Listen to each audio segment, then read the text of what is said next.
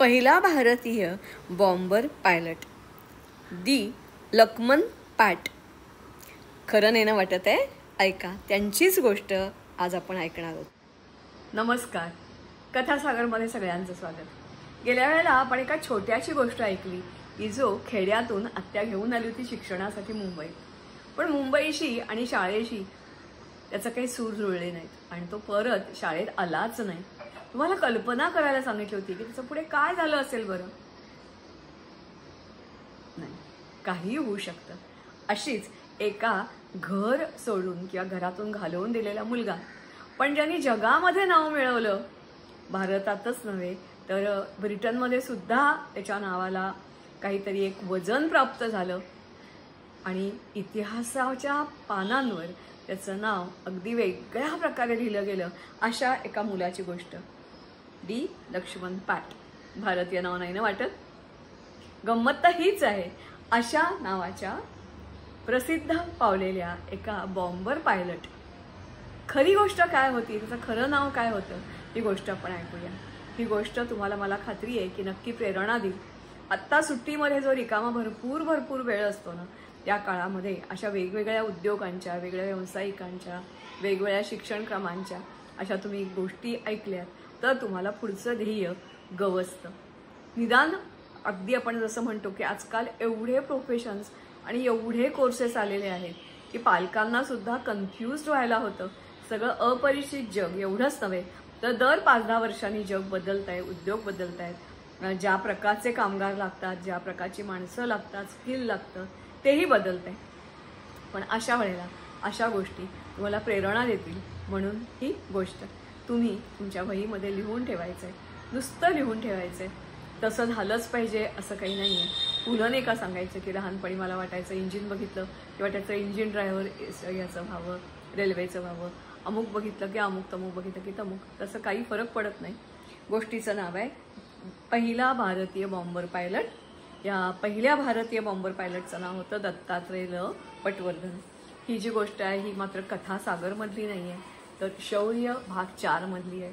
शौर्य भाग 1, भाग 2, भाग 3 आणि भाग 4 अशी विवेकानंद केंद्र मराठी प्रकाशन विभाग यांनी प्रकाशित केलेली पुस्तकं आहेत. 5वा भाग अजून लिहून थोडा व्हायचा आहे, पण ही पुस्तकं तुम्ही विकत घ्या. छोट्या छोट्या गोष्टी आहेत.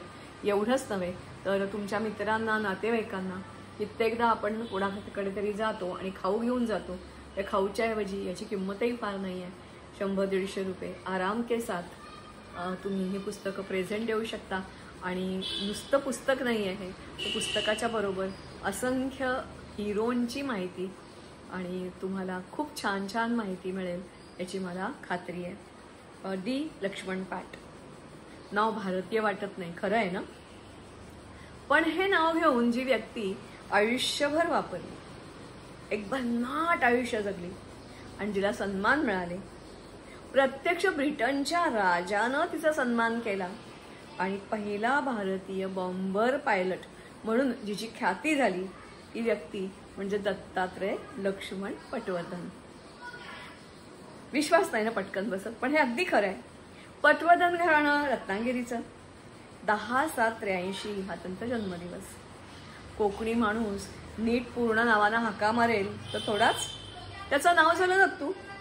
त्यावेळच्या प्रथेप्रमाणे अत्यंत धार्मिक कर्मठ वातावरणात वाढलेला आणि तरीही ग्रामीण भागातले मोकळे आयुष्य जगणारा दत्तू थोडा उन्हाळच होता. मस्तीखोर, काहीतरी करामती करणारा. शाळेत जात होता, अभ्यासात गती सुद्धा होती, पण नेमकं काय झालं माहिती नाही. त्याच्या बाबांनी त्याला चक्क घराबाहेर पाडलं. 10-12 वर्षाचं वय, कसा आणि का माहीत नाही, पण रत्नागिरीवरून दत्तू प्रथम कोल्हापूरला आला. तिथून विना तिकीट मुंबईला. हो, कारण तिकीट काढणार कसं, पैसे हवेत ना. मुंबईला कोणी ओळखीचं होतं? बिलकुल नाही.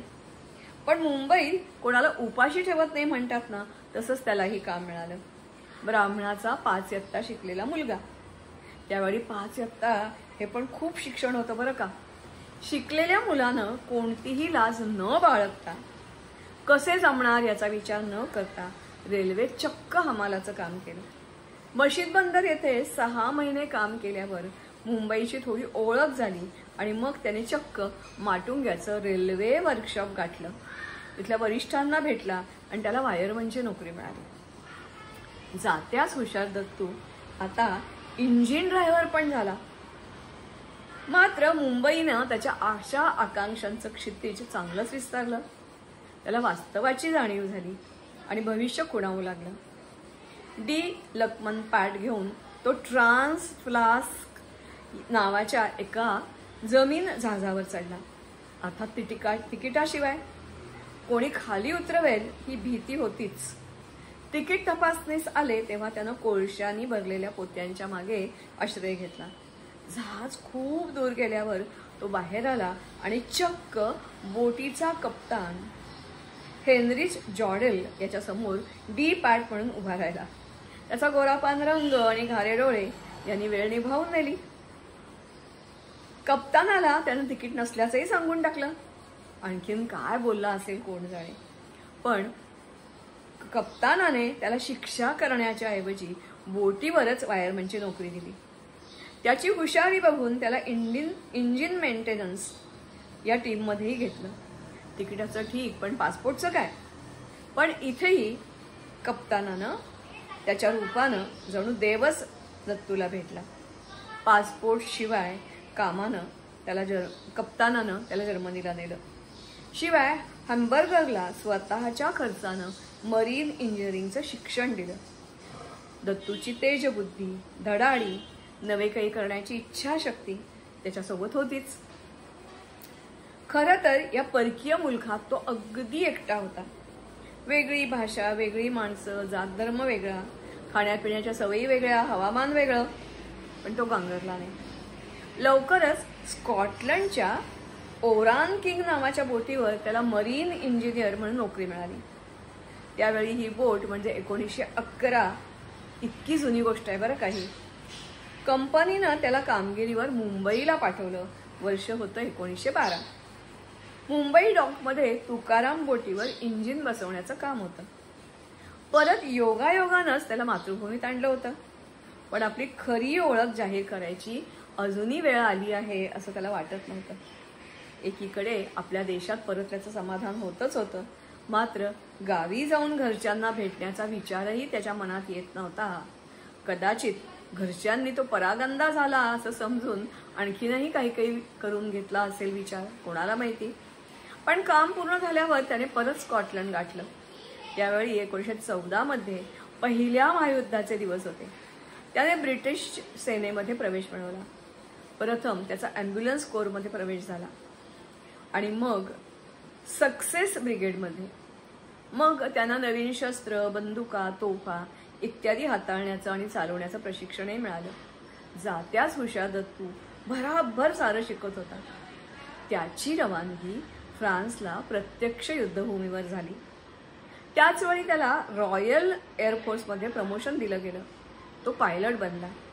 प्रवासी म्हणजेच कार्गो आणि युद्ध म्हणजेच बॉम्बर एअरक्राफ्ट दोन्ही तो तेवढ्याच सहजतेनं आणि शिताफीनं चालली. युद्धाचा जोर वाढत होता. त्याच्यावर बर्लिनवर बॉम्बफेक करण्याची जबाबदारी दिली गेली. थंडीचे दिवस होते. खाली जमिनीवर धुक्याची चादर पसरली होती. पण पूर्ण एकाग्रतेनं त्यांनी आपलं काम केलं. त्याचा नेम अचूक होता. बर्लिन त्यांनी भाजून काढलं आणि आता नंबर होता कैसरच्या पॅलेसचा.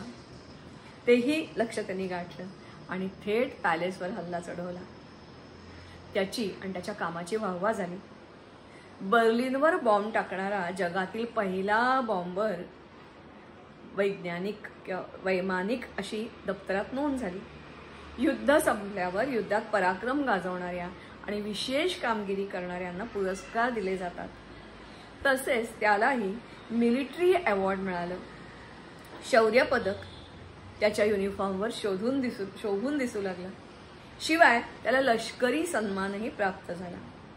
ब्रिटनचे राजे किंग 5 स्वतः सोहळ्याला सर्वांचा सन्मान करायला हजर होते. अनेक वर्ष मनाच्या खोल कप्प्यात दडवलेलं सत्य आता त्याला उघड करावंसं वाटलं.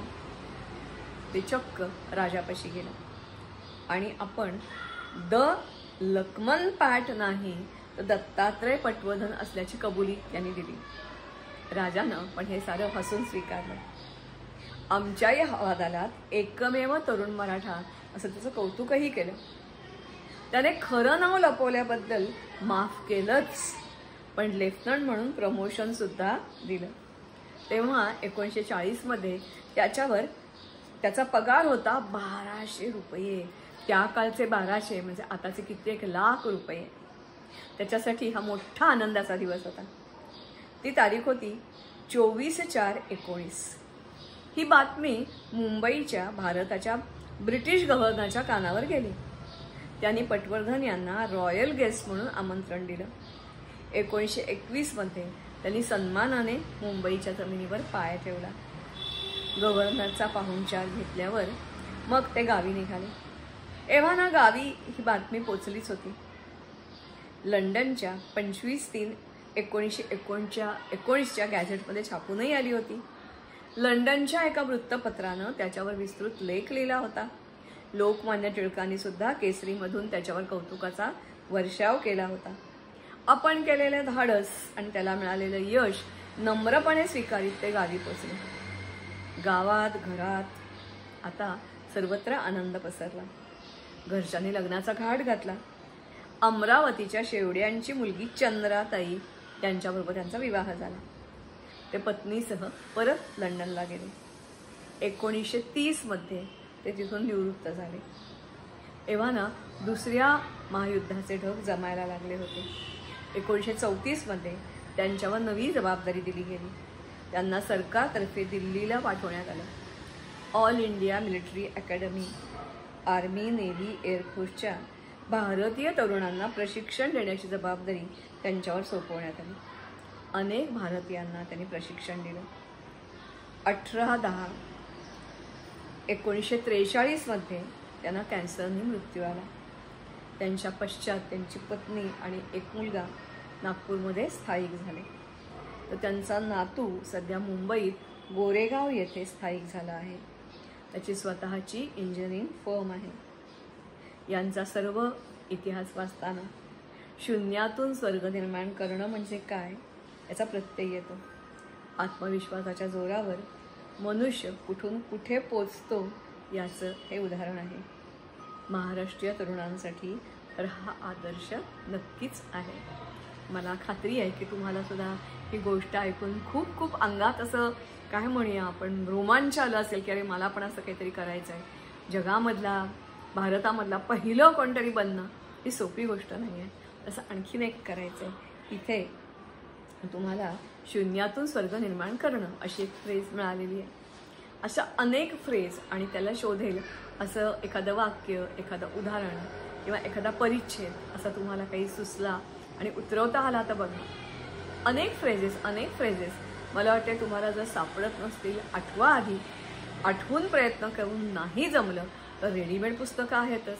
आता सुट्टी आहे, लायब्ररीमध्ये जा, अशा फ्रेजचं पुस्तक मिळवा. मराठी असू दे, इंग्लिश असू दे, त्या घ्या आणि त्याच्यावरून अशी काही एखादी गोष्ट रस्ता आली तर जरूर वाचा. पुढच्या वेळेला पुन्हा भेटूया दुसऱ्या एका गोष्टीसह कथासागरमध्ये. नमस्कार, धन्यवाद. आणि सर्व मित्रांना माझी विनंती आहे की तुम्हाला जे मिळतं आहे ते सगळ्यांना मिळत असेल असं बिलकुल नाही. तुम्ही नशीबवान आहात असं मला वाटतं. जे काही मिळालं ते दुसऱ्याला वाटून खाल्लं तर अधिक आनंद मिळतो. तसं मिळालेली गोष्ट तुम्ही इतरांबरोबर शेअर करा. त्यांनाही सबस्क्राईब करायला सांगा. तुम्हीही सबस्क्राईब करा. आणि असा आयुष्यभर या गोष्टींचा खजिना तुम्हाला लुटता येईल. कारण मला तर असं तर मी अभ्यास माझा सुरू असतो, लिखाण सुरू असतं. याच्याशिवाय माझ्या आयुष्यात रोज काहीतरी नेमकं वेगळं घडत असतं. जसं 2 दिवसापूर्वी शहीद दिन, काल माझ्याकडे जम्मूची मुलं काही आली होती, आज मला एका प्रदर्शनाच्या कोकणाच्या उद्घाटनाला जायचं आहे. अनेक असंख्य अनुभव आणि अनुभवातून साकारलेलं विश्व तुमच्यासमोर आणण्याचा मी नक्की प्रयत्न करेन. कारण मला सुद्धा सगळीकडे जायला पोचता येत नाही किंवा मी तोच आसरा घेते.